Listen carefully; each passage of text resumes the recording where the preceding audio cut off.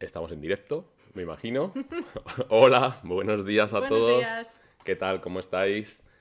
Bueno, pues estamos ya a diciembre, nuestro último webinario por este año, 2023. 23.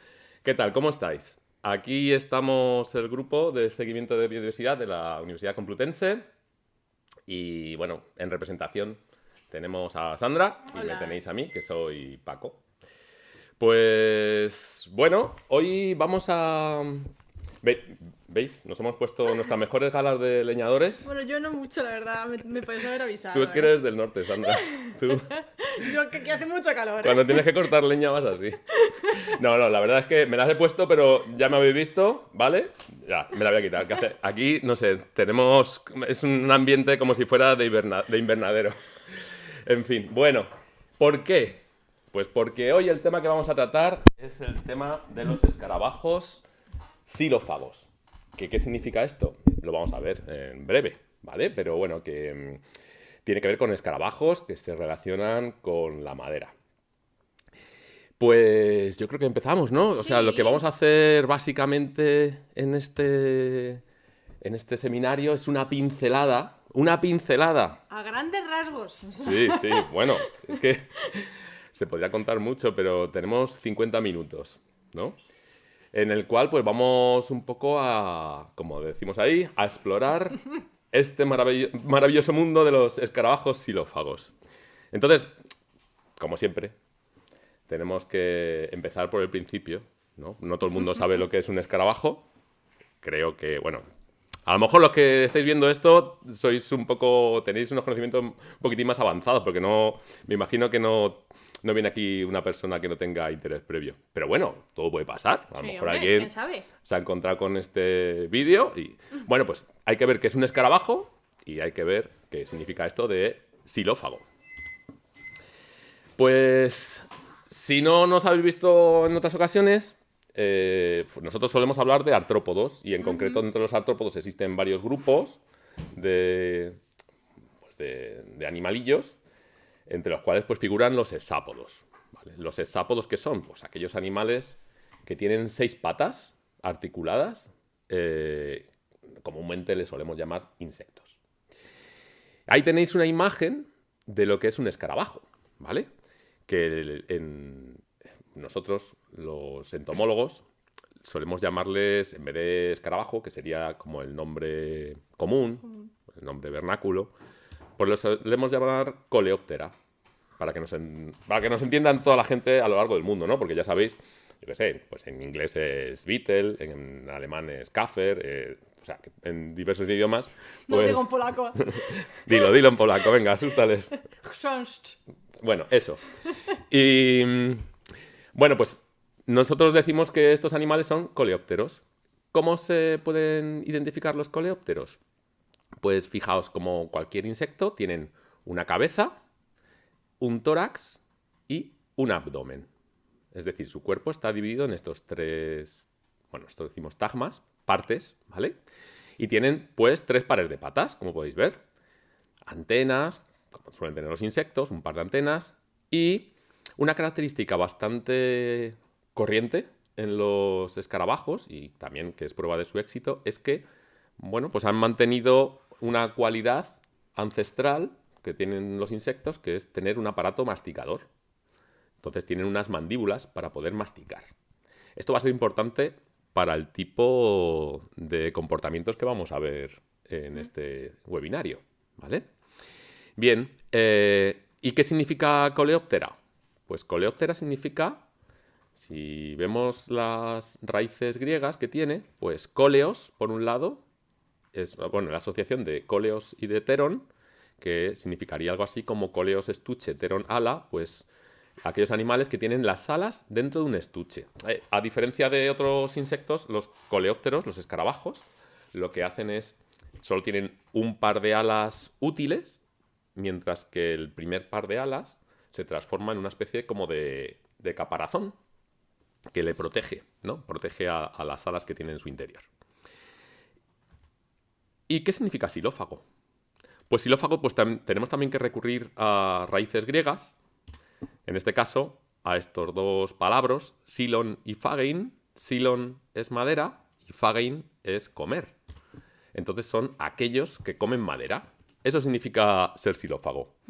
Ser un animal que come madera. No solamente hay escarabajos xilófagos, también podemos encontrarnos otros cuantos insectos y otros cuantos animales que pueden comer madera. Bueno, aunque en realidad no comen madera, sino que comen gracias a que, o tienen alimento gracias a que tienen simbiosis con otros microorganismos en su aparato digestivo que van a digerir esa madera. Tened en cuenta que la madera no es un producto que sea muy nutritivo, ¿no? Está formado por celulosa, principalmente, por otras sustancias como la lignina, que son muy difíciles de sacarle algún tipo de rendimiento energético.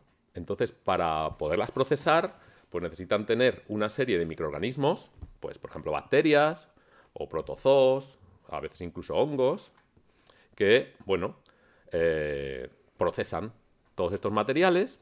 Y entonces, ¿realmente de qué se alimentan estos animales? Si no comen madera, si la madera se la están procesando esos microorganismos que tienen en el interior, pues ellos realmente se alimentan gracias a las colonias de esos microorganismos que tienen en el interior. O sea, realmente lo que están comiendo, lo que están digiriendo y procesando son las colonias, ¿vale? Que se están desarrollando en su interior de todos estos animales simbiontes, ¿vale? O animales. No necesariamente animales. O sea, normalmente son bacterias, protozoos, hongos, como levaduras, ¿vale? Bien. ¿Cuál sería el ciclo de vida habitual de un escarabajo? Lo hemos visto en otros seminarios y seguramente os recordará, porque, bueno, este es el ciclo de vida completo, que suele llamarse completo, o también holometábolo en un insecto. Os recordará el ciclo, por ejemplo, de las mariposas, ¿no? Por ejemplo, me imagino que todo el mundo ha criado gusanos de seda en su casa, o que los ha visto alguna vez, ¿no? Bueno, pues es muy similar. Es decir, tenemos los adultos que se van a reproducir, macho y hembra, ¿vale? Estos animales siempre suelen tener machos y hembras. Las hembras ponen los huevos una vez que se produce la reproducción.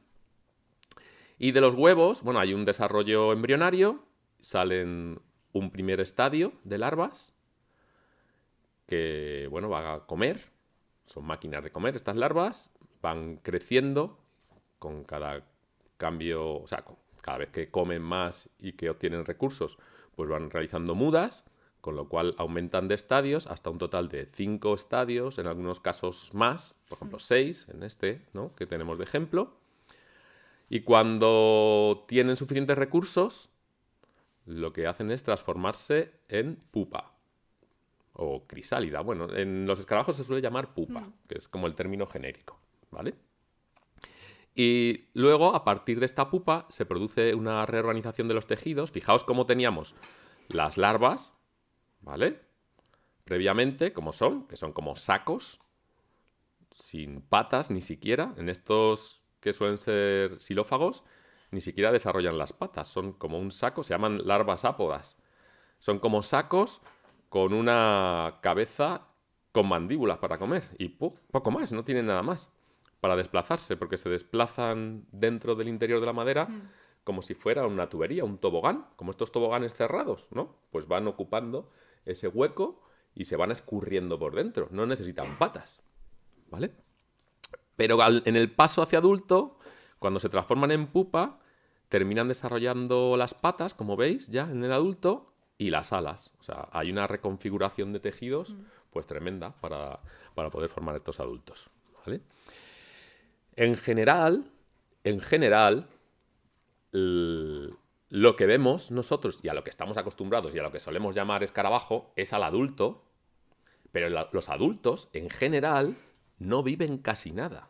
Los adultos, en la mayor parte de las especies xilófagas, pues duran 2, 3 semanas a lo sumo, ¿vale?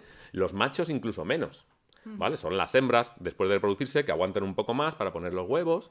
Digo en general, ¿vale? Hay alguna excepción. En fases o en estadios de larva pueden ser años. Sí. La mayor parte... Tened en cuenta que están comiendo un material que No es- pues, cuesta mucho procesarlo y da muy poco recurso.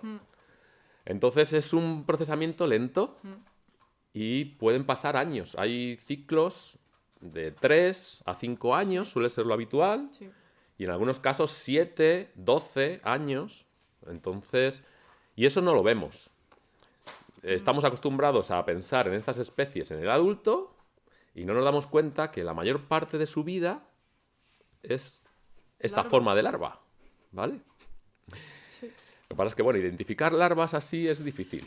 No es imposible, pero es muy difícil. Y también hay que sacarlas del tronco. Y hay que sacarlas del tronco, claro. Porque claro, no es que ellas salgan, uy, me asomo y vuelvo. No, ellas viven ahí dentro, escondiditas, entonces... Claro.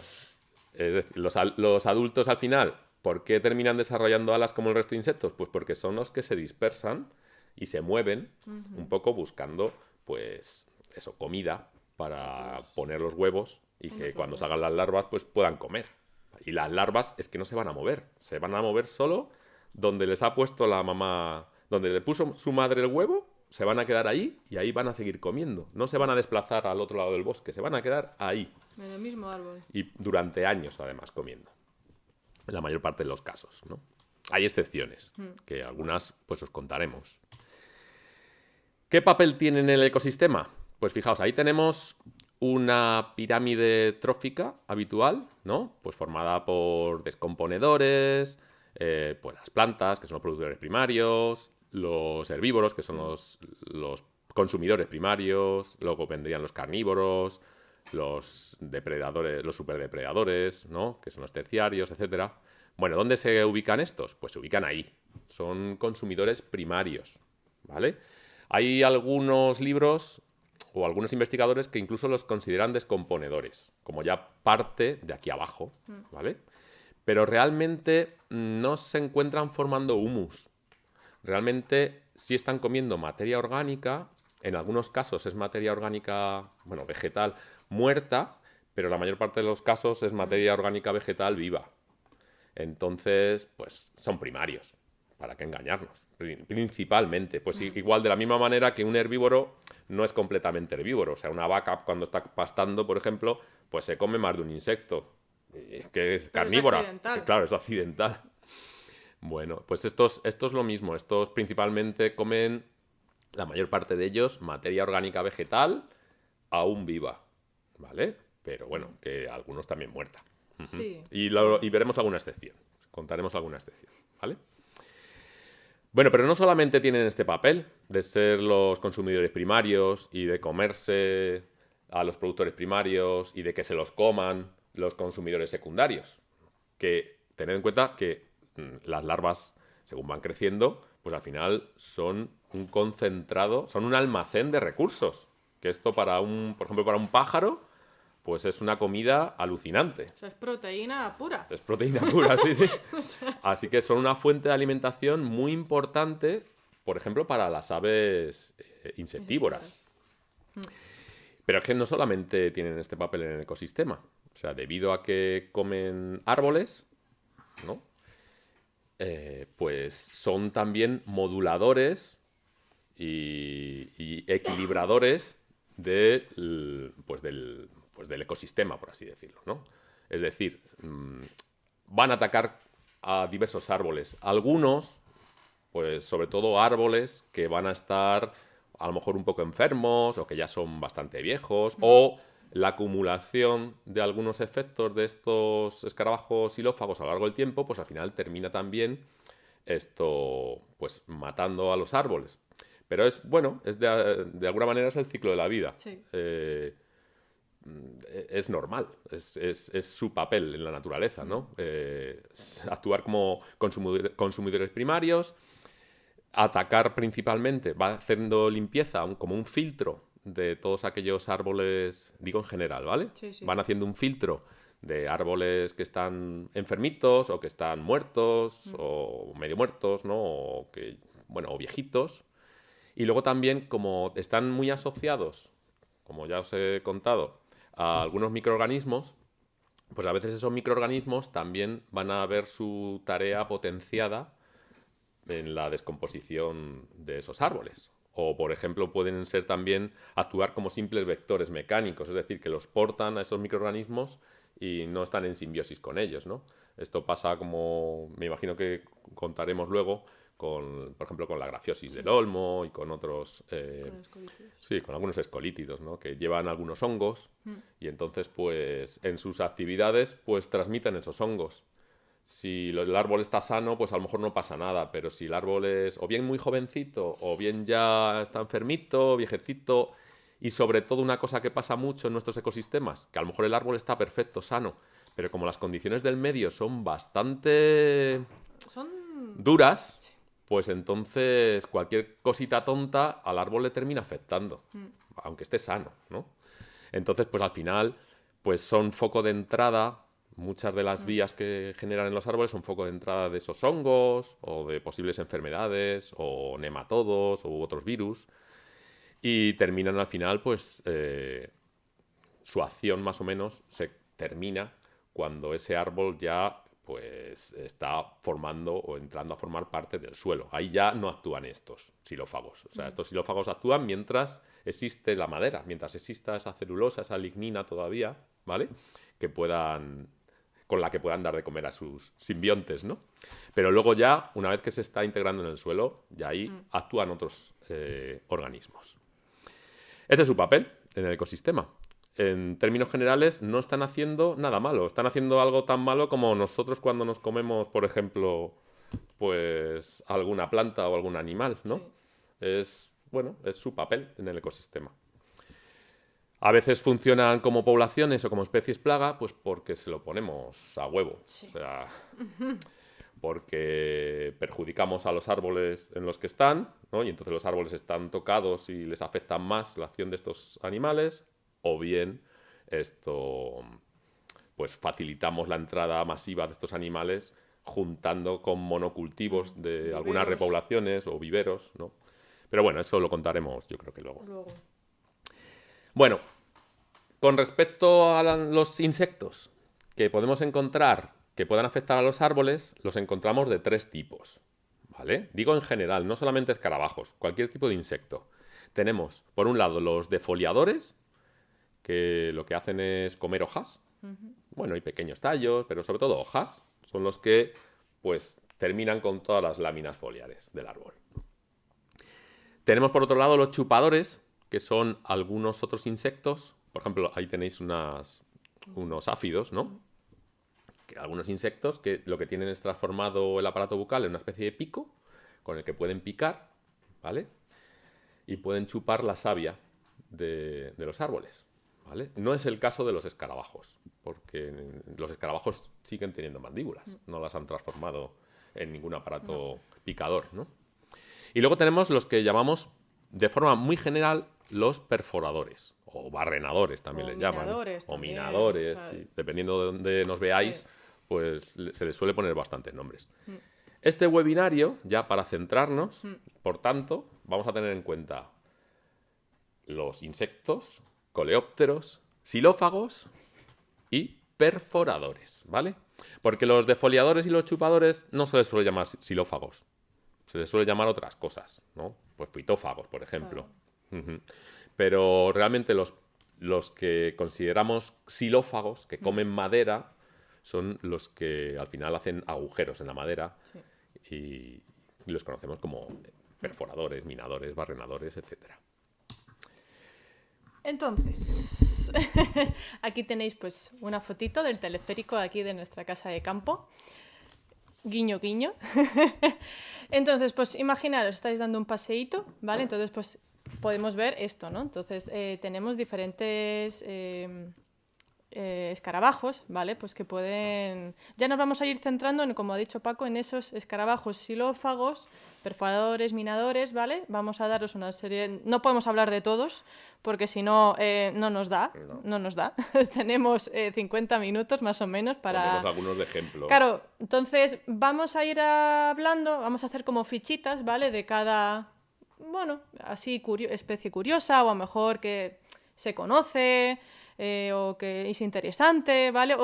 Sobre todo nos hemos centrado en los que pueden estar en la Comunidad de Madrid, ¿vale? No penséis que lo que vais a ver aquí es lo único que hay y ya no hay nada más. No, no, no. O sea, esto es simplemente, lo hemos ajustado mucho porque como hay tanta información, entonces hemos decidido pues hablar un poco de eso, sobre Y todo municipio, sobre todo, de Sí, Madrid. y sobre todo municipio. Por eso aquí he querido poner un poco también la foto de la casa de campo, ¿no? Hemos querido aquí como centrarnos, ¿vale? Sobre todo eso. Entonces, pues imaginaros, estáis dando un paseo, entonces pues podemos ver, digamos, como dos tipos, así, a grandes rasgos, de las plantas, ¿vale? Las cuales pues van a afectar estos escarabajos xilófagos, ¿vale? Entonces, pues por un lado tendremos las coníferas y las frondosas, ¿vale? Pues como de toda la vida, pues coníferas. Para poneros un ejemplo, los pinos, los cedros, los abetos, ¿vale? Digamos todas esas plantas que tienen como hoja acículas, ¿vale? Y se reproducen por conos, ¿vale? Que las piñas, para que nos acordemos, ¿no? Y luego, pues el resto, las frondosas, pues las plantas con flor, ¿vale? Me refiero. Entonces vamos a, por eso que hemos querido como dividir, ¿vale? En dos grupos y vamos a ir explicando, ¿vale? Pues dentro de estos dos grupos qué escarabajos pues pueden afectar a qué plantas, ¿vale? Entonces pues vamos a empezar con las frondosas. Entonces pues tenemos nuestro primer nuestro primer escarabajo xilófago del día. Entonces esto tenemos el Coraebus florentinus, que me encanta el nombre, florentinus, aquí muy gracioso. Es un bupréstido, ¿vale? Pues si veis, de hecho, el adulto tiene unos colores bastante vivos, así un verde metalizado. No os penséis que como ha dicho Paco, que vais a verlo mucho o que sale, vamos, va a estar ahí todo el árbol lleno. En realidad salen muy poco. O sea, cuando salen están muy poco tiempo y luego se mueren los adultos. La hembra dura un poco más, pero ya os digo que sobre todo lo más importante son las larvas. Que esta de hecho es curioso, se llama comúnmente culebrilla de la encina. ¿Por qué la encina? Bueno, tampoco creo que vaya a atacar otra cosa que no sea, pues sobre todo género Quercus, ¿vale? Encinas y alcornoques son como sus favoritos, aunque también se pueden ver en otros robles, ¿vale? Otros tipos de robles. Entonces, así por contaros un poco, pues es algo curioso, ¿vale? Que los adultos, ¿vale? Más o menos tener en cuenta que el ciclo es, como os ha explicado Paco, ¿vale? Los adultos salen en general entre los meses cálidos, entre finales de primavera y a finales de verano, principios de otoño, ¿no? O sea, entre mayo, agosto, septiembre, ¿vale? Saldrán los adultos, pondrán los huevos, ¿vale? Las hembras ponen los huevos, suelen hacerlo como ahí intentan buscar algún huequecito entre la corteza, ¿vale? Y luego de esos huevos saldrán las larvas, pues que van a ir, me refiero, internándose dentro del tronco.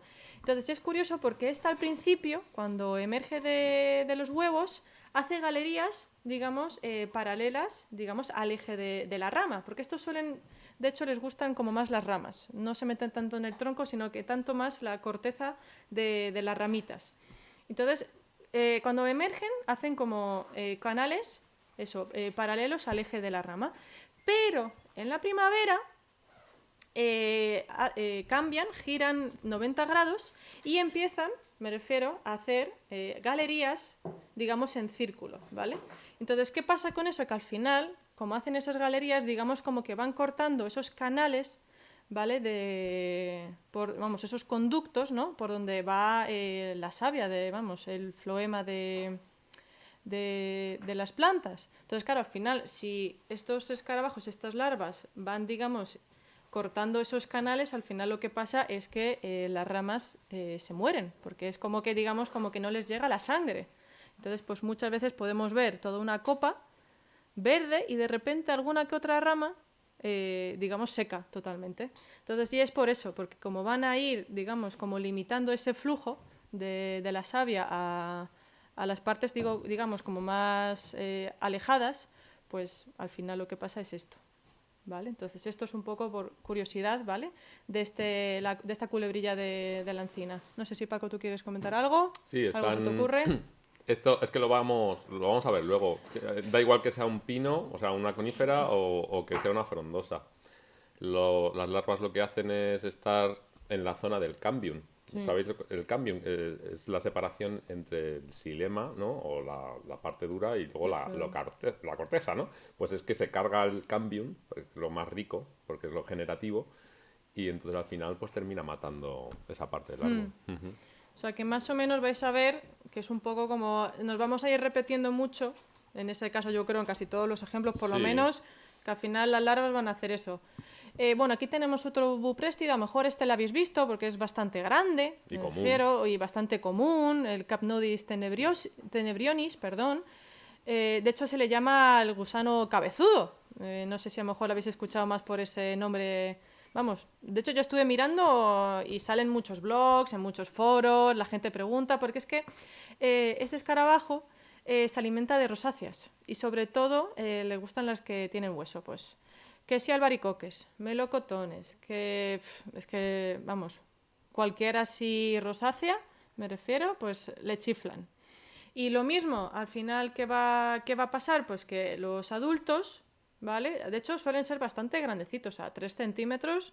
Eso las hembras, ¿vale? Las hembras son más grandes que los machos, ¿vale? Entonces, las hembras pues van a llegar, van a encontrar algún resquicio ahí, alguna, digamos, como heridita del árbol, ¿vale? Y va pues dejar ahí los huevos.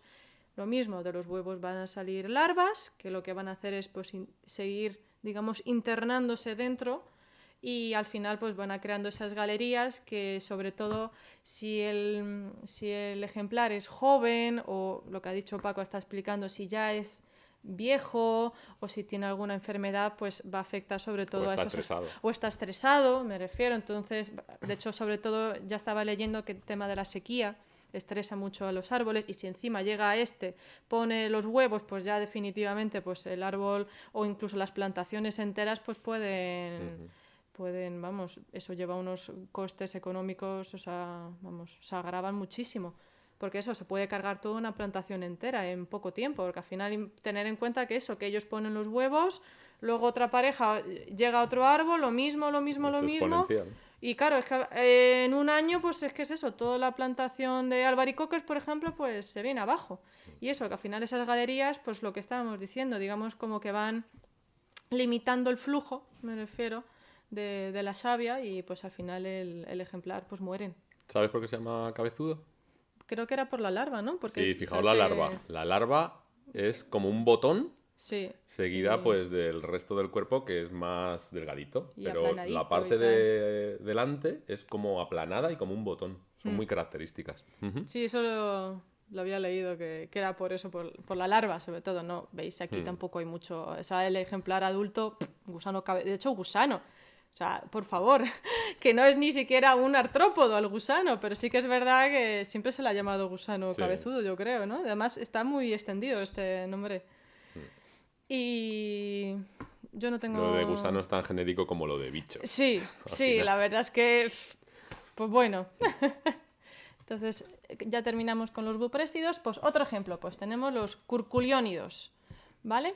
Entonces, dentro de los curculiónidos vamos a decir varios ejemplos. Uno de ellos es Platypus cylindrus, ¿vale? Que este es el típico que llamamos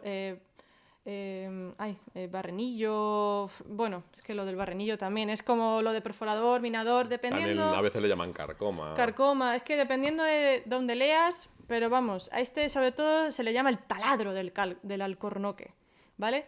Este en este caso es chiquitín, ¿vale? Puede llegar como a lo sumo 6 milímetros, ¿vale?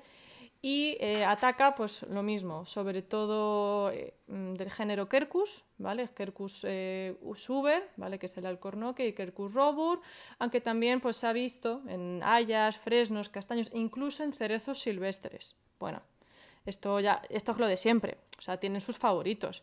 Pero si, por ejemplo, no lo encuentran, pues no le van a hacer asco pues, No se va a morir de hambre. Claro, no se van a morir de hambre. Entonces, bueno, está claro que van a intentar siempre buscar lo más parecido a lo que les gusta, ¿vale? Y aquí tenéis una fotito así, digamos, como de la carita, que me ha hecho mucha gracia. Y en este caso, ¿vale? Los adultos penetran dentro del tronco y empiezan a hacer esas galerías, ¿vale? De hecho, muy ramificadas. De hecho, pues aquí tenéis una foto de cómo podemos verlo, ¿no? Pues tenemos como esos virutitas, ¿vale? Porque, claro, ellos van haciendo las galerías y van como echando para atrás El serrín. serrín, me refiero. Entonces, pues se hacen como estos depósitos aquí. De hecho, había alguna otra foto, no de este, sino que todo el suelo como lleno de serrín, porque al final, claro, van haciendo esas galerías y todo lo que ocupa, o sea, todo lo que me sobra, pues para afuera, ¿no? Aquí tenéis, bueno, una fotito, ¿vale?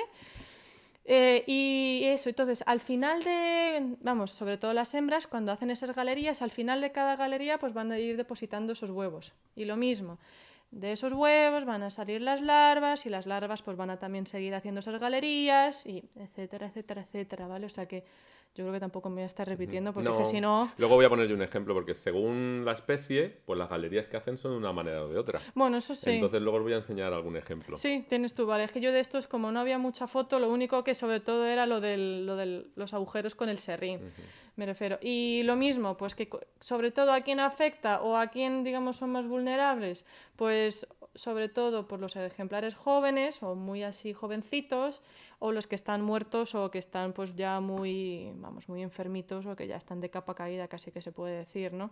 Y también, claro, sobre todo... claro, si nosotros descorchamos a los alcornoques, les quitamos, digamos, como ese primer caparazón, pues estamos dejando vía libre a los escarabajos para decir, uy, ya me han quitado la primera barrera y que siempre tengo que estar luchando con ella, pues mucho mejor todavía. Entonces, como veis, a veces casi que parece que les ponemos como que las cosas ya casi les servimos en bandeja. Venga, mira, te lo he descorchado, venga, por favor, ven y cómetelo. Entonces, pues bueno, hay que encontrar el equilibrio, ¿no? Entre pues digamos, como entre nosotros, ¿no? y los escarabajos muchas veces. Otro ejemplito. Venga, el Cryptorhynchus lapati. Este, pues, bueno, los curculionios en general se suelen llamar gorgojos, ¿vale? Entonces, este es de pequeñito tamaño, entre 6 y 9 milímetros, aquí le tenéis, ¿vale? Con su trompita. Y entonces, ¿este de qué se alimenta? Pues de Populus y de Salix, aunque también se ha visto en abedules y en, vamos, en Alnus glutinosa, en alisos, ¿vale? Pero vamos, sobre todo les gustan los chopos. Entonces, ¿qué decir de aquí? Pues en este caso, lo mismo, volvemos a repetir, ¿vale? O sea, la hembra con la trompa hace un orificio, ¿vale? Entre la corteza y va a depositar un huevo, ¿vale? Entonces, y luego de este huevo, pues a los pocos días, pues emerge la larva y lo mismo, va haciendo galerías en el interior del tronco y va expulsando... Ah, bueno, no lo he dicho, la hembra cuando pone el huevo lo tapa con una secreción así como negruzca, ¿vale? Para protegerlo, ¿vale? Digamos, como de las condiciones meteorológicas adversas y también de los depredadores. Porque lo mismo, o sea, tanto el huevo como la larva al final es todo proteína. Entonces, cualquier animal que vea un agujero, pues va a decir, ostras, un pico picapinos. Claro, el pico, pues puede introducir... o las avispillas o tal, claro, al final pues se van a poder introducir en ese agujero que ha hecho la hembra y comerse los huevos y las larvas. Entonces, la hembra, digamos, como que pone un pegote ahí, digamos, para taparlo, ¿vale? Y luego, pues la larva ya cuando sale del huevo, pues va haciendo esas galerías y va expulsando, ¿vale? Por el orificio, ese serrín, ¿no? Que se queda así como estas, aquí como virutitas, ¿vale? Que parece como que, casi que, como si alguien hubiese hecho, no sé, un poco con el hacha ahí a lo picarlo. No sé, a mí de hecho me parece más eso. Y eso, entonces esas virutitas se quedan, como tenía esa secreción de la hembra, pues se quedan pegadas, ¿no? Y bueno, así como curiosidad, pues que este escarabajo, pues que puede también provocar grandes estragos en plantaciones de Salix, ¿no? Destinadas sobre todo a la producción de mimbre y pues provocando también grandes pérdidas económicas por lo mismo, que al final ponen un huevo, pero no, o sea, claro, ponen un huevo, ponen otro huevo y otro y otro y otro y al final pues si hay plantaciones, lo mismo, les estamos sirviendo en bandeja pues el alimento y que y se reproduzcan. Y luego ya para terminar, con los curculiónidos, pues aquí tenemos eso, los barrenillos estos del olmo. Son curculiónidos escolitinos. Antiguamente se les considera una familia diferente, es que luego vamos a hablar de ellos. Vale, ¿vale? sí, bueno, es verdad que... Pero últimamente se les considera curculiónidos. Sí, porque yo creo que los típicos del curculiónido, si la gente ya sabe un poco, es como más el los típico... Que tienen como el que acabas de poner. Claro, como más esa formita trompita. De trompita, ¿no? El gorgojo típico, ¿no? Pero sí que es verdad que hay algunos que no se parecen tanto, parecen más a lo mejor, que te diría yo, como un más rollo escarabajo, No sé decir. Claro, yo estaba pensando en los de los Tienen, nuestros sí, de, estos de los suelen, excrementos. si os fijáis, ya así lo adelanto yo, Sí, están adaptados a tener una forma como si fuera un supositorio, porque es la forma más ergonómica, yo diría. ergonómica Para... o mejor, ¿no? Para ir por la tubería, por así Sí, decirlo, y escurrirse luego. Y sí, fijaos que muchos tienen o bien muchas sedas, sí. o bien son muy brillantes porque tienen ceras también, o sea, sedas, pelos o ceras, y con eso pues se escurren más dentro de la galería. Sí, Ujú, también las uñitas me refiero, todo es para ir arrastrándose. Pero es claro. que vamos, esto si lo ves es que casi parece como pues, una pastillita y son muy como muy redonditos, pero por eso, ¿no? Entonces tenemos diferentes especies, ¿vale? Scolitus colitus, Multistriatus y Kirchi, ¿vale? Y estos afectan al olmo, ¿vale? Entonces, de hecho, bueno, Paco lo ha dicho más o menos, ha comentado lo de la grafiosis, ¿vale? Que es una enfermedad, bueno, la llaman la grafiosis agresiva, que yo ya digo también algunos nombres que son fatalistas totales, ¿vale? Esta es una enfermedad, ¿vale? Que en realidad, o sea, no lo provoca como tal el escarabajo en sí, ¿vale? Sino que este escarabajo lleva consigo, digamos, como ponle la mochilita, un hongo, ¿vale? Que es el Ophiostoma ulmi, madre mía, cómo estoy hoy. Que, claro, pues entonces estos escarabajos llegan al árbol, ¿vale? Y entonces, pues, claro, si se alimentan de ese árbol, pues claro, ya infectan con ese hongo, con esas esporas que llevan encima al árbol. Entonces ya, pues, ese árbol, digamos, como que ya está, pues, ya está infectado, ¿vale? Y de hecho, esto, vamos, no sé, estaba leyendo que, claro, que esto es como una relación entre el hongo y el escarabajo porque, claro, ellos se reproducen en árboles muertos. Entonces, claro, como llevan esa espora, entonces tienen, claro, esa espora va al final a matar porque provoca fuertes marchitamiento foliar, defoliación y al final lo que conlleva es la muerte del ejemplar. Entonces, claro, estos escarabajos se reproducen, me refiero en estos árboles de olmo muertos. Entonces, por eso digo que ellos van favoreciendo, por un lado, ellos se van a ir, pues eso, moviendo de un lado a otro y van infectando árboles vivos para tener luego, posteriormente, un sitio donde poder reproducirse. O sea, esto era, digo yo, madre mía, digo, esto ya es increíble. Vamos, digo, no sé si es que digo me estoy equivocando, pero yo creo, vamos, No, tened en era... cuenta, Yo aquí estaba leyendo influyen mucho eso. las feromonas, entonces Sí. estos tienen Ah, bueno, feromonas de agregación. unos órganos sensoriales, ¿no? Y también para captar cualquier tipo, por ejemplo, muchos tipos de alcoholes que se producen en las descomposiciones de la madera. Sí. Y entonces, pues lo tienen muy desarrollado y Vamos. aprovechan de eso. Yo ya te digo, estaba leyendo eso, que cuando encuentran el árbol muerto, claro, se empiezan a segregar feromonas de agregación, vienen más, y aquí se monta una fiesta. Digo, me La cago en la discoteca. leche. Digo, la verdad. Y bueno, pues eso, hombre, pues esto sí que es verdad que al final crean también lo mismo, o sea, afectan a diferentes géneros de olmos y se propagan pues bastante rápido, por eso yo creo que lo de la grafiosis agresiva. Y bueno, ya por último, en mi caso, de las especies de frondosas, tenemos el Cerambix cerdo y el Cerambix wellensi, que yo creo que es que estos, yo creo que es el longicornio, ¿no? Bueno, los cerambicios los suelen llamar escarabajos longicornios. A este, de hecho, le llaman el gran O capricornio. Capricornio. Sí, Capricornio, el gran Capricornio, porque puede alcanzar tamaños de hasta 5 centímetros los adultos, ¿vale? Y bueno, pues yo creo que esto sí que es verdad que suele ser como muy conocido, ¿no? ¿Quién no conoce el Cerambix cerdo o el wellensi, ¿no? Bueno, tenemos en principio como dos especies aquí. Bueno, he leído tres, pero no he encontrado mucha información Hay alguna más, sí. en la península ibérica, ¿vale? Pero sobre todo como estas dos, ¿vale? Tenemos así como que son más abundantes, ¿no? Sobre todo la cerdo. Suele estar como mucho más expandida, ¿no? Por la península. La wellensi dicen que está como más restringida su distribución, pero ¿a quién afectan? Pues yo creo que esto es conocido, ¿no? Que al final, pues, sobre todo, pues, especies del género Quercus, igual, ¿no? Sobre todo encinas y alcornoques. Y lo mismo, colonizan partes muertas, o sea, esto es un poco como también lo que estaba explicando Paco, que no van a ir a por un ejemplar sano, sino que pues al final es también un poco ese rol en el ecosistema de que van a ir, digamos, como haciendo limpieza, ¿no? Y van a por los ejemplares como más mayores o los que están enfermos, ¿no? Entonces también pues van a contribuir al ciclo, ¿no? De la vida en general, ¿no?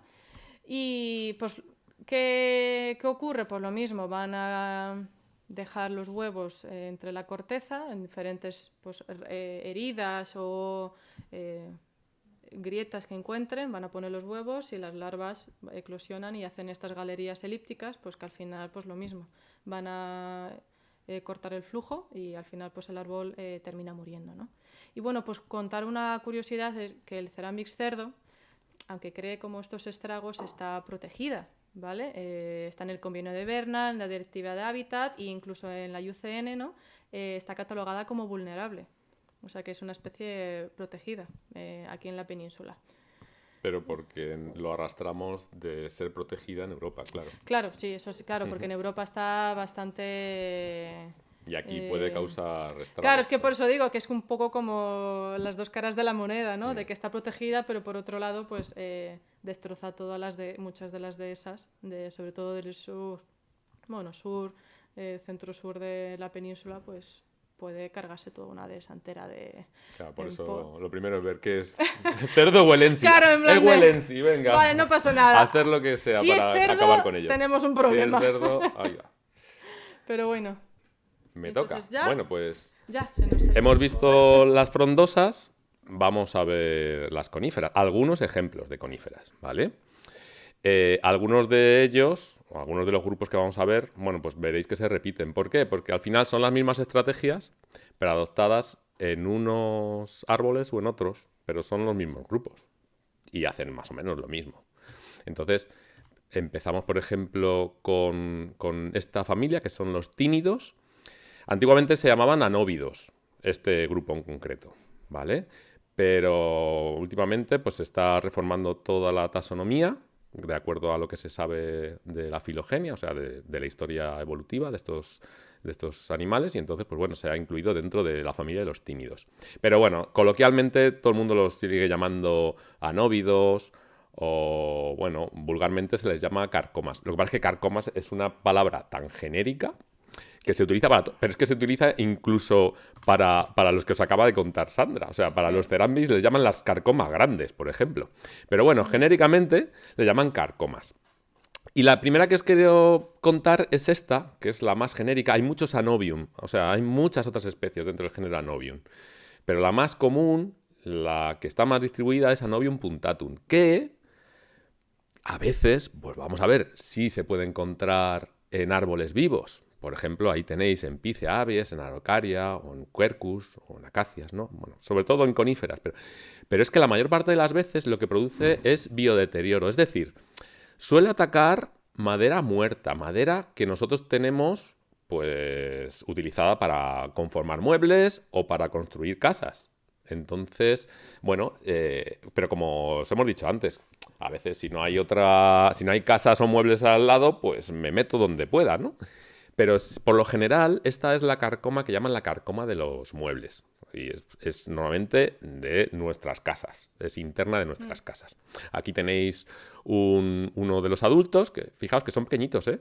O sea, 3 milímetros o 4, más o menos de media, ¿vale? Y ahí tenéis una de las larvas. Los adultos no van a comer madera, son las larvas realmente los que comen madera. ¿Vale? Los adultos viven poquísimo, se reproducen, mueren, son las larvas las que van produciendo esas galerías y van horadando. De hecho es que no se ven, o sea, cuando te das cuenta que tienes carcoma es cuando ya es demasiado tarde, cuando ya han horadado con suficientes galerías y se han entrecruzado tantas galerías que eso pues cae por su propio peso. Os he puesto aquí otras dos especies, Stegobium paniceum y Cestobium rufivillosum, que también son anóvidos. Y que, bueno, pues, la primera, Stegobium, la llaman la carcoma de las farmacias.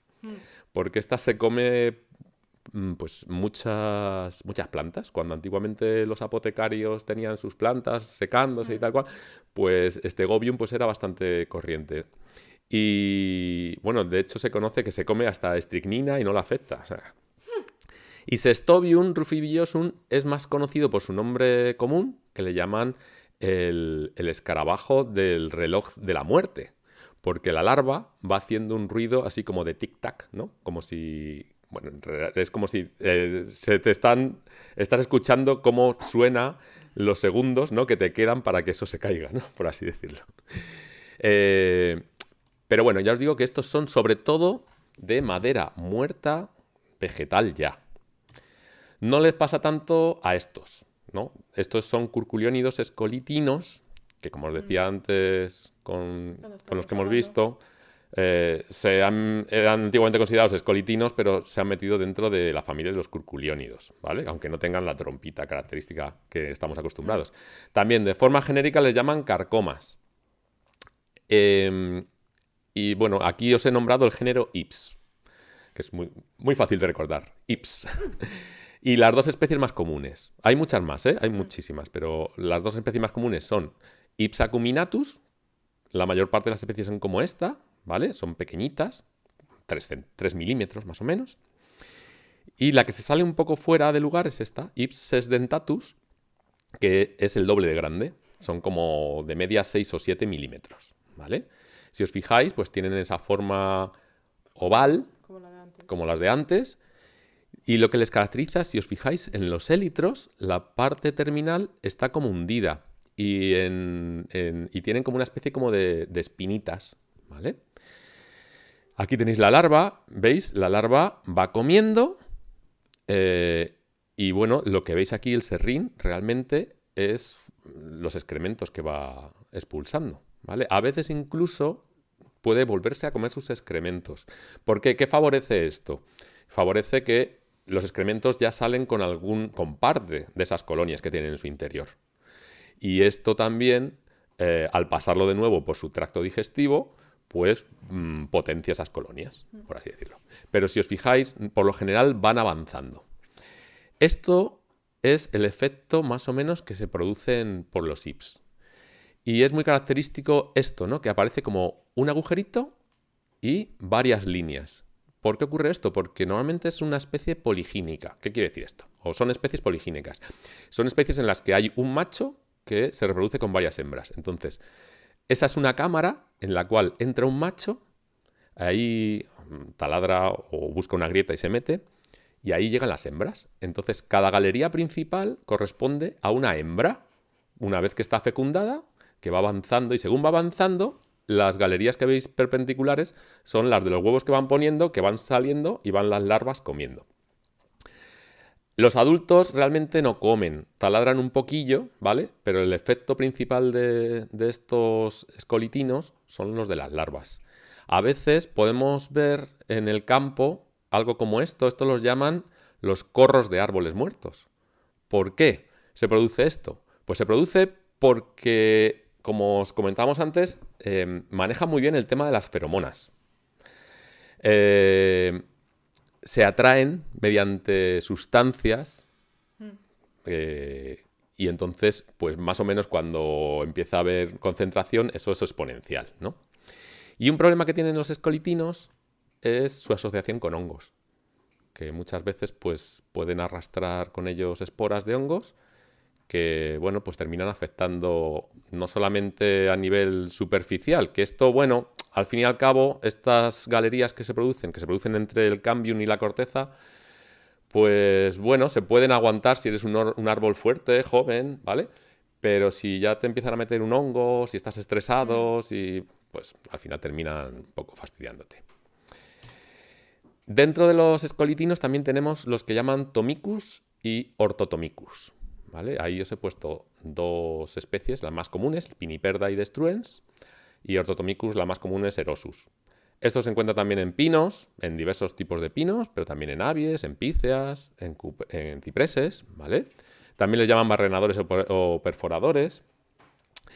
Y a diferencia de los anteriores, como podemos ver, fijaos las galerías, son como una línea horizontal o vertical, con un agujerito o dos, y luego muchas líneas transversales. ¿Por qué? Porque estas son especies en las que los machos y las hembras se emparejan, son monógamas, por así decirlo. El macho se mete en una grieta, espera a la hembra se introduce y cuando se reproducen, la hembra va poniendo a lo largo de la galería los huevos, ¿vale? Hace una galería longitudinal y entonces los huevos dan lugar a las larvas, que son las que se empiezan a expandir por todo el resto del árbol, entre el cambium y la corteza. A veces podemos ver algo como esto, ¿vale? Que son las salidas con resina, sobre todo de los adultos, ¿no? Que pueden un poco, pues entrar por ahí, ¿no? Y sacar serrín, pero también serrina, también, sí, la savia, la resina, ¿no? Porque, bueno, pues comen un poco de ella, ¿no? Y ahí tenemos algunas otras especies, ¿no? Que os he puesto, como Phloresinos auveus, Stobium rufivillosum, pero vamos, principalmente son los Tomicus y Orthotomicus los que suelen tener estos comportamientos como acabamos de contar. Y también están asociados a hongos, claro, estos. Luego dentro de la familia de los curculiónidos, pero los que tienen más pinta de gorgojo, ¿no? Y por eso se les suele llamar gorgojos, ¿vale? Pues hemos añadido aquí 3 especies, que son como también las más conocidas. Pisodes, que hay varias especies, ¿no? Dentro de este género, pero bueno, la más corriente sería Castaneus, Magdalis memonia y Lobius avietis. Fijaos que las 2 primeras pueden medir hasta 1 centímetro, la otra, Ilobius, es más grande, puede ser más grande. Y está, pues sobre todo en pino, pero también en abetos y en píceas. ¿Qué efectos tienen? Pues estos, fijaos, es múltiple el efecto. Las larvas, como veis, producen esas especies de galerías entre el cambium y la corteza. Luego, cuando se transforman en pupas, las pupas, la larva crea una especie de cámara de incubación y luego queda como un agujero más gordo, como podéis ver, ¿no? Veis que revienta un poco toda la corteza, ¿no? Por donde va a salir luego posteriormente el adulto. Y luego los adultos, esta es una excepción, y es que los adultos viven mucho. Pueden vivir varios años, en este caso. Y los adultos, pues son folívoros. O sea, que se suelen subir a las ramas altas de los árboles, a las yemas principales, de hecho, y pues ahí se ponen las botas. Y no solamente eso, sino que también en esta especie, en Ilobius, no pasa tanto en Pisodes y en Magdalis, pero en Ilobius también, como podéis ver, puede comer, puede causar estragos entre el cambium y la corteza a los adultos. Bueno, luego dentro de cerambícidos, los longicornios, tenemos varios ejemplos. Uno de ellos es el Hilotrupes, son bichos grandes, como podéis ver, ¿no? Que les caracterizan por las antenas tan largas, por eso lo llaman capricornios o longicornios. 2,5 centímetros pueden alcanzar, ¿vale? Los adultos apenas viven, no comen madera ni hacen nada, ¿no? Pero las larvas sí, las larvas crean bastantes tuberías o galerías, ¿no? Y luego, pues, bastantes agujeros de salida, por así decirlo. Se encuentran en pinos y en abetos, pero sobre todo esta especie, Hilotrupes, pasa como el anóbido que hemos visto al principio de las coníferas, que atacan a madera muerta principalmente, o sea, a muebles y a estructuras de madera. O sea, lo que causan realmente es biodeterioro, pero bueno, que a veces pueden afectar a árboles. Los que sí afectan sobre todo a árboles vivos son, por ejemplo, que le llaman el capricornio de las cupresáceas, que no solamente afecta a las cupresáceas, también a los enebros y a otros, en los cuales, como podéis ver, las larvas también afectan más o menos al cambium, ¿vale? La situación entre el cambium y la corteza. Y luego, lo que suele hacer la hembra, la adulta, es poner los huevos en una parte alta del árbol, de manera que estas larvas, cuando salen, van bajando, como haciendo una espiral a lo largo o hacia abajo del árbol, ¿vale? Y produciendo pues estas galerías que estáis viendo aquí. O sea, se van cargando el árbol desde arriba hacia abajo. Cuando van a pupar, lo que hacen es penetrar dentro del árbol y hacen el camino inverso. Se meten hacia el interior del árbol. Y eso más o menos también lo hace el Monocamus, el que llaman el Capricornio del Pino. Es la misma estrategia, ¿no? Esta anterior, el Semanotus, lo hace en Juniperus en Cupressus, pues el Monocamus lo hace en Pino. Hace exactamente lo mismo, pero fijaos que el tamaño es también grande, son 2,5 centímetros. Lo mismo, la larva cuando va a pupar se mete hacia el interior del tronco Y el problema no solamente es eso, sino que además también le suelen llamar el capricornio del pino o del vector del nematodo del pino, porque arrastra con él un gusanito, un nematodo, este sí podemos llamar gusano, que es un nematodo, Este sí. que puede afectar bastante a los árboles, ¿vale? Terminándoles matando. Y por último, creo, no me acuerdo, por no daros más la lata, ¿no? Porque son solo algunos ejemplos. Sí. También os he puesto un bupréstido que afecta al pino, que es esta, la Amprodila festiva, ¿vale? También la llaman palmar, la palmar. O, bueno, en términos generales, el barrenador joya o escarabajo joya. ¿Veis? El adulto es muy bonito. Sí. Es 1 centímetro, es verdecito, metálico, ¿vale? Y es bastante apreciado por algunos coleccionistas de entomólogos. Bueno. Fijaos la larva como es cabezona, ¿no? Tiene forma de botón y luego es longitudinal. Y lo que produce también, ¿veis? Es este desastre entre el cambium y la corteza, ¿vale? Sobre todo. No penetra mucho más. Básicamente está ahí.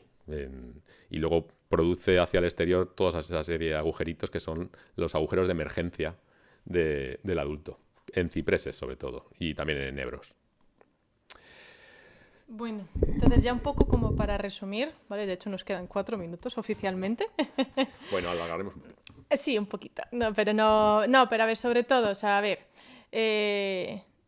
yo creo que no nos asustemos, ¿vale? O sea, si tenemos esto, imaginemos que lo vemos y tal, que no cunda el pánico, ¿vale? A ver, sobre todo, como siempre, yo creo que qué mejor, ¿no? Prevenir o curar, ¿no? De toda la vida siempre ha sido, ¿no? Pues a ver, mejor prevenir, ¿no?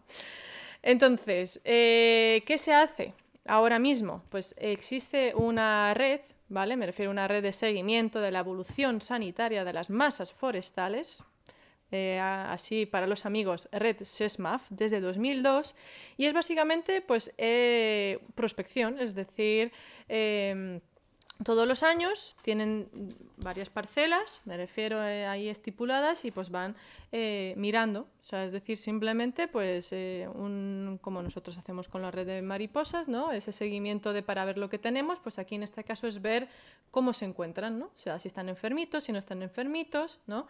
Pues bueno, determinación anual del estado sanitario, si hay algunos ejemplares enfermos, pues ver qué ha podido ocasionarlo, ¿vale? Luego, pues obviamente llevan desde 2002, pues ya pueden tener pues unos resultados, ¿vale? Pues aquí tenemos los diferentes tipos de árboles, ¿vale? Y dónde se localizan, ¿vale? De la Comunidad de Madrid, que son estudiados, y aquí pues tenemos como todo ahí desde 2002, ¿no? Los datos que han hecho una evaluación, y entonces pues se puede ver en negro pues los árboles que han muerto, los que están dañados, moderados o gravemente, los que están saludables, que bueno, pues oye, no está tan mal, más o menos ¿qué te diría yo? O sea, sí que es verdad que antes estaban como más sanos, ahora pues se ha reducido, pero bueno, que tampoco es que esté todo negro o que ya no tengamos ningún árbol, pero bueno, esto hay que tenerlo, obviamente, para eso está este seguimiento, para ver qué pasa, ¿no? Sí que es verdad pues que a lo largo de los años que parece que esto va un poquito, bueno, que aquí baja, ¿no? Esa defoliación, bueno, o sea, son diferentes parámetros que estudian, y es básicamente eso, pues simplemente pues tener en cuenta, ¿no? Vigilar, básicamente, un sistema de vigilancia para prevenir pues eso, que tengamos esas especies, ¿no? Y que estén enfermas o que tengan algún tipo de plaga. Pues sí hay que tomar alguna acción. O hay que tomar alguna acción, ¿no? Otro método de prevención, pues labores silvícolas que mantengan pues, el vigor de la masa. Quiere decir que las podas, me refiero, y vamos, y que no se hagan ahí a mansalva y como sea, sino que al final tener en cuenta que si las podas no se hacen en el momento adecuado y se hacen mal, pues eso son como heridas, ¿no? Y entonces es una vía de entrada de muchos de los escarabajos que hemos visto. Entonces, si lo haces en un momento en el que están los adultos y lo haces ahí a lo loco y tal, pues obviamente pues se lo estás poniendo más fácil al insecto, ¿no? Entonces, pues también hay que tener en cuenta eso, ¿no? Y otra prevención, pues hombre, si se puede, en algunos casos, en algunas especies, pues usar digamos, como esos clones, ¿no? de las plantas, pues que a lo mejor sean como más resistentes, ¿no? a los escarabajos. Que luego, bueno, esto es lo de siempre, es complicado, ¿no? Pero bueno, que si sabemos que a lo mejor este ejemplar o este tal aguanta un poco más, pues bueno, vamos a intentar coger de él, ¿no? a los diferentes hijitos, ¿no? Pues para decir, venga, que aguanten un poco, ¿no? Pero bueno, entonces, mejor prevenir. Vale, pero ¿qué pasa cuando ya sabemos que pues está afectado un árbol? Entonces, pues eso, que no cunda el pánico. Hay diferentes tipos de métodos. Existen los métodos físicos, ¿vale? Pues bueno, pues en algunos casos, pues lo que queda, si está muy afectado, para evitar que otros ejemplares de, digamos, de una plantación se infecten, pues cortar, eliminar y quema de las plantas o de las partes solo que estén afectadas, ¿no? Uso de diferentes tipos de trampas, ¿vale? Bueno, aquí pues he puesto un ejemplo, pero se pueden usar otros tipos de trampas, incluso en algunos casos recogida literal mecánica de los adultos, ¿vale? Y sobre los árboles o las plantas cebo, que a veces dejan ahí como unas tipo de ahí como de plantas control, ¿no? O sea, algunos ejemplares control, o incluso en algunos casos pues se puede cubrir con algún plástico o una malla. Bueno, pues es una forma para intentar evitarlo, ¿no? Que a lo mejor luego pues limita la capacidad de captación iba a decir de oxígeno, sí. Bueno, sí, la captación de oxígeno o de sobre todo más la luz, pero bueno, para hacer la fotosíntesis los árboles, pero bueno, eso, si ya quieres de forma drástica evitarlo, pues bueno, son diferentes formas, ¿vale? Luego tenemos el método químico, que bueno, nosotros no estamos como muy a favor de ello, ¿no? Pues es el uso de productos fitosanitarios, ¿no? Obviamente autorizados, me refiero que ya todo está regularizado y entonces hay una serie de productos que pues se pueden permitir, ¿no? ¿Qué formas hay? Pues pulverización, que es como lo típico, ¿no? Y, a ver, lo ideal sería endoterapia, porque literal endoterapia sería como inyectarle, digamos, el producto químico dentro del tronco. ¿Qué pasa? Pues que esto es mucho más caro. O sea, al final el producto tú lo puedes comprar y con un pulverizador, pues tú lo vas echando, ¿no? ¿Qué pasa? Que esto es mucho más, al final afecta a tu plaga, ¿no? Tu especie plaga y a lo mejor a otras especies que vivan en ese ejemplar de la planta y que también pueden verse afectados por el producto químico, ¿no? Entonces esto es como que puede matar a un mayor número de insectos en general. Este es como más... No, y sobre todo que está como más externo, Claro, más... o sea, al final que puede afectar a otros organismos de alrededor, ¿no? Este, en cambio, pues como que lo inyectas ahí dentro, ¿no? Le pones como la vacuna, entre comillas, ¿no? Al árbol, ¿no? Entonces, pues directamente, pues que como que va a ir... va a afectar directamente a la especie que se supone que está matando el árbol, ¿no? O si no, pues trampas de feromonas, ¿no? O para atracción de ejemplares adultos, ¿no? Sobre todo, o también, bueno, algunos, en este caso, aunque no hemos hablado de esta, ¿no? De la profesional del pino, Porque pero es que... hoy tocaba escarabajos. Pero es que hoy toca escarabajos, pero vamos, que es que habéis visto un montón de estas bolsas, yo creo que por todos los parques de Madrid yo he visto un montón, que son, pues eso, para atraer a las larvas, que son feromonas de atracción totalmente. Entonces, bueno, pues son diferentes métodos, aunque, pues, ¿qué pasa? Son químicos, y entonces esto deja, digamos, como huella en el ecosistema. Entonces, ¿qué mejor? Pues también hay otros métodos, que son los biológicos, ¿vale? En este caso, pues, se pueden utilizar diferentes organismos, ¿no? Como nemátodos, bacterias, hongos, otros incluso escarabajos, otros grupos de insectos, ¿no? Que pueden controlar, ¿vale? Digamos, a esa especie, digamos, que está dañina, ¿no? La que está haciendo, digamos, como matando, ¿no? A ese ejemplar del árbol, ¿no? Aquí en este caso no se ve muy bien, no se lee, pero en la etiqueta pone que son ejemplares de gorgojos infectados con huevos, larvas de una avispilla. Y entonces, ¿qué va a pasar? Que al final esas avispillas están dentro del escarabajo y claro, ellas van a desarrollar su ciclo dentro. Entonces, cuando salgan, pues digamos que se van a comer al escarabajo, ¿no? O sea, entonces, pues se lo comen como desde dentro, digámoslo así, ¿no? También, pues bueno, favorecer la comunidad de aves insectívoras, ¿vale? Incluso, o potenciar enemigos naturales. O sea, al final, estas especies, o sea, estos escarabajos xilófagos también tienen sus depredadores naturales, de forma, vamos...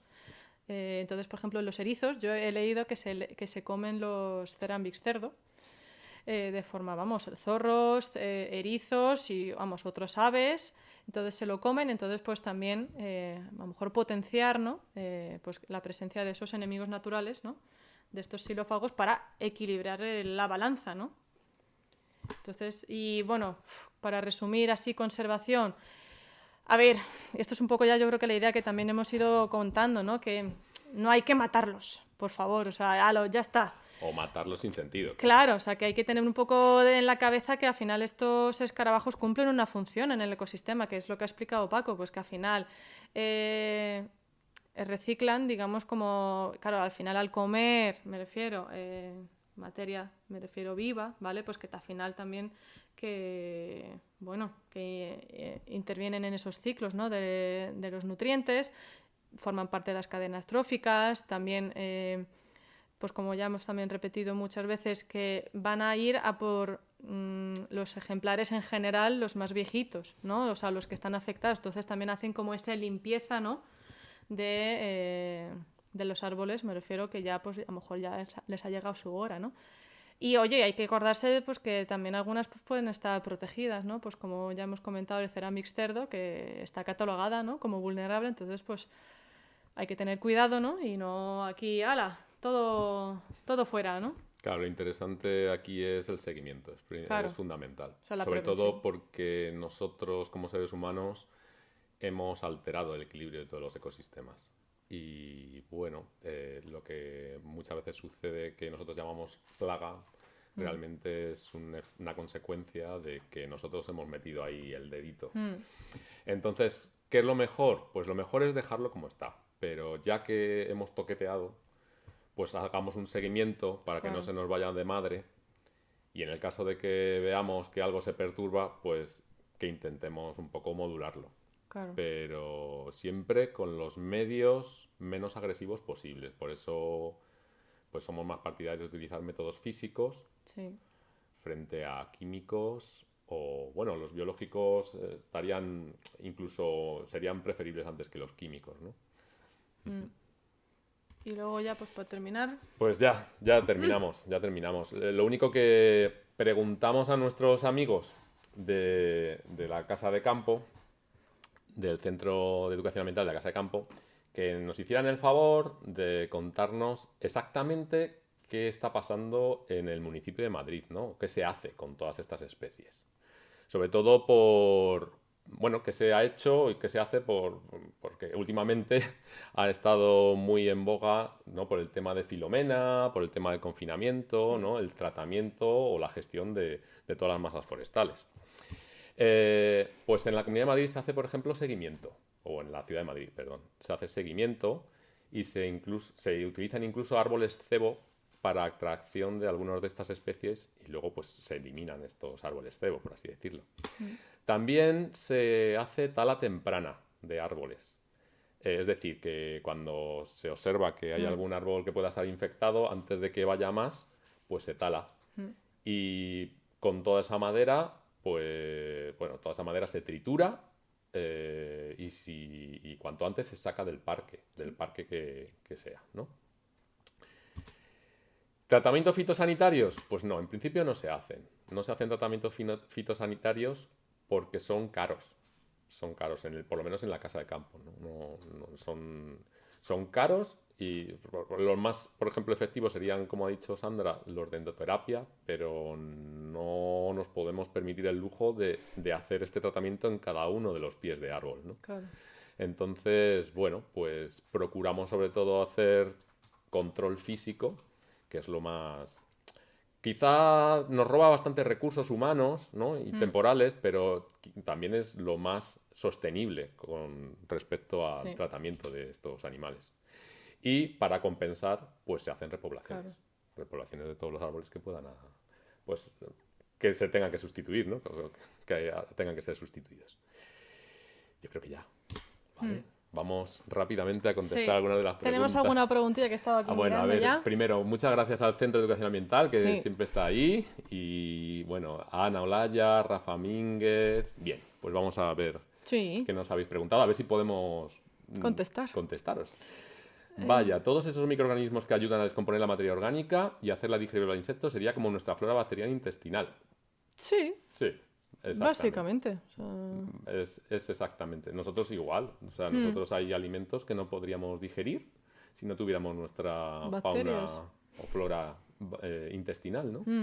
Pues a ellos les pasa. Lo que pasa es que además ellos tienen una relación muy estricta con estos simbiontes. Imaginaos que se quedan sin simbiontes. No es como nosotros que decimos, venga, nos tomamos una ivermectina porque tengo lo que sea, algún Sí, parásito, parásito. y luego me paso 2 semanas tomando yogurcitos Tal bios, ¿no? cual. Con, Todo muy... con lactofilus y estas cosas, ¿no? No, estos no se pueden dar ese lujo. Claro. O sea, estos, si se les desaparece la microbiota a las larvas, pues Están están jorobados. están jorobados. Sí, sí. ¿Se sabe si los años posteriores a Filomena se produjo un aumento de las poblaciones de xilófagos a consecuencia de la gran cantidad de árboles muertos o enfermos registrados? Sí. Pues seguramente. Seguramente hubo un aumento. Bueno, seguramente no, hubo un aumento. Yo creo que sí. A ver, tened en cuenta que el Filomena no solamente mató muchos árboles, sino que dejó mucha materia muerta. La mayor parte de estos animales que hemos visto van a árboles, ¿no? Vivos todavía, Sí. pero también muchos otros pueden utilizar la materia muerta. Aparte, la mayor parte de los árboles durante un tiempo no pudieron ser gestionados, arrastramos también todo lo del confinamiento y bueno, pues tenían cierto estrés. Y claro, al final pues eso les afectó mucho. No se pudo hacer el seguimiento de forma adecuada. Entonces, pues al final las poblaciones de estos animales aumentaron. Y además, bueno, aunque no deja de ser algo que intuimos, sabemos que el cambio climático está ahí y entonces pues cada año el estrés aumenta en muchos de esos árboles, Sí. con lo cual cada vez se hacen más sensibles a poder caer, a no aguantarles a estas poblaciones de xilófagos. Gracias, Rafa. Tu pregunta es si estos insectos son capaces de regular sus poblaciones como para no acabar con su fuente de alimentación. No, no. O sea, que ellos tengan su propio como regulador interno. Autorregulación. No.